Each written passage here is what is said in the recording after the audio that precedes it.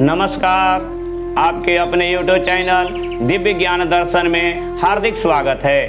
आज के वीडियो में जानेंगे कि कलश के ऊपर जो नारियल रखा जाता है उसका मुख किस दिशा में होना चाहिए, नारियल कैसे स्थापित करें कलश के ऊपर। हम कोई भी पूजन पाठ करते हैं या हमारे सनातन धर्म शास्त्रों में बहुत सारे पूजा पाठ यज्ञ आदि अनुष्ठान बतलाए गए हैं, परंतु प्रत्येक पूजन में कलश पूजन अवश्य ही होता है। कलश स्थापन और कलश पूजन अवश्य ही किया जाता है। यह पूजन का महत्वपूर्ण अंग है। गणेश अंबिका पूजन के बाद कलश स्थापन किया जाता है। कलश जो है वह समृद्धि या सम्मान का प्रतीक कलश को माना जाता है।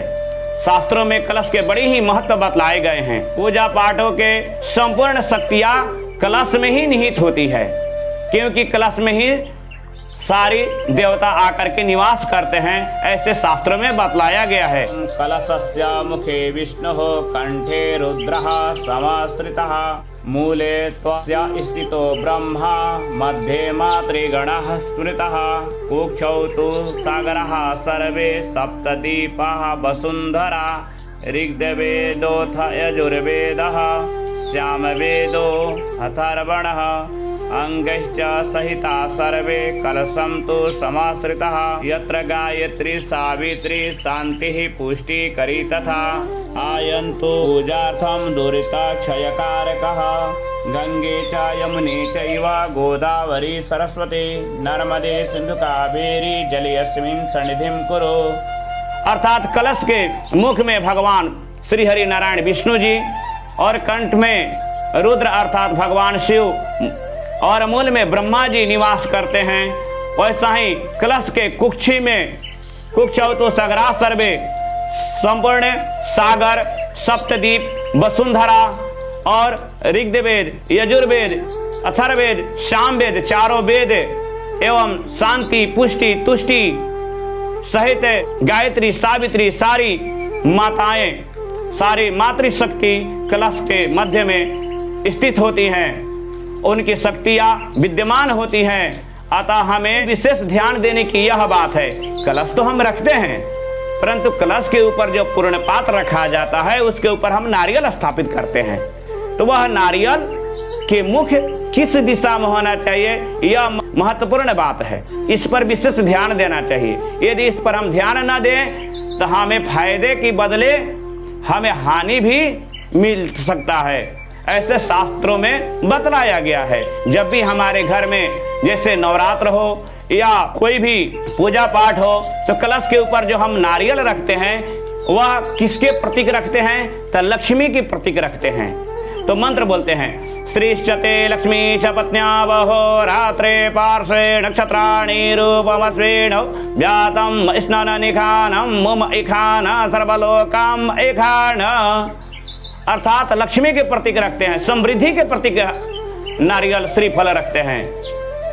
तो वह नारियल का मुख किधर होना चाहिए इस पर विशेष ध्यान देना चाहिए। मेरे हाथ में यह नारियल है, आप देख रहे हैं यह नारियल है। इस नारियल को कलश के ऊपर जब हम रखते हैं तो इसका मुख किधर होना चाहिए, किस दिशा में होना चाहिए। तो सबसे पहले हम जाने कि नारियल का मुख कौन सा है। कैसे जानेंगे कि नारियल का मुख कौन सा है, किधर है। तो आइए हम ध्यान दें।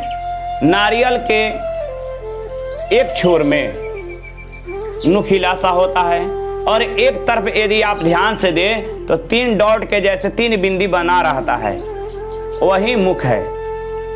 बहुत सारे नारियल जैसे ये नारियल है वह ऊपर के तरफ से घेरा रहता है, तो कैसे जानेंगे।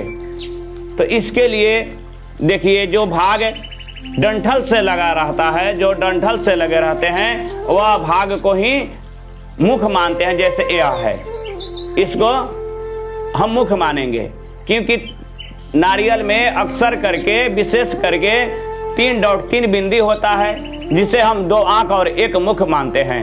यहाँ पे होता है अंदर वाले में, और बहुत कुछ ही नारियल में 1 या 2 बिंदी बनी रहती है, जो एक आक्षी नारियल बोला जाता है और बहुत ही महत्वपूर्ण होता है। तो हम जाने कि कलश के ऊपर इसे कैसे रखें। बहुत सारे लोग ऐसे रखते हैं ऊपर के तरफ करके, बहुत सारे लोग नीचे के तरफ ऐसे करके रखते हैं, बहुत सारे लोग अपने तरफ और बहुत सारे लोग पूर्व के तरफ रखते हैं। परंतु आइए ध्यान दें हमारा शास्त्र क्या कहता है, कैसे रखना चाहिए। अधोमुखम शत्रु विवर्धनाय ऊर्ध्वा सवक्त्रम बहुरोग वृद्धये प्राचीमुखम वित्त विनाशनाय तस्मात् शुभम सम्मुखम नारिकेलम।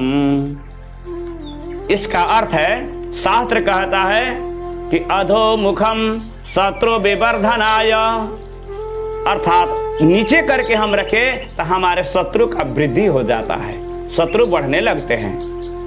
वैसा ही ऊर्ध्वमुखम, अर्थात ऊपर की ओर यदि मुख किया जाए तो रोग बहुवृद्ध है, बहुत प्रकार के रोग का वृद्धि होता है, रोग बढ़ जाते हैं, रोग का प्राप्ति होता है।